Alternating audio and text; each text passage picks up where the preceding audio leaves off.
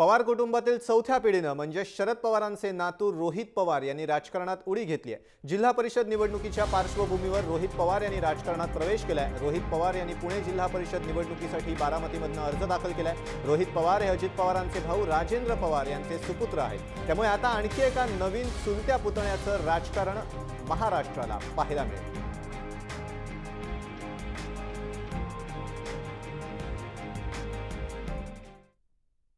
आज गेले 11 ते 12 वर्ष बिझनेसमध्ये आहे।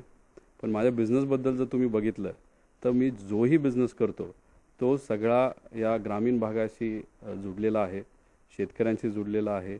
इथं काम करणारे जे सगळे कामगार आहेत हे सगळे ग्रामीण भागातले आहेत। माझा आता जो फोकस आहे तो फक्त झेडपी पुरता आहे।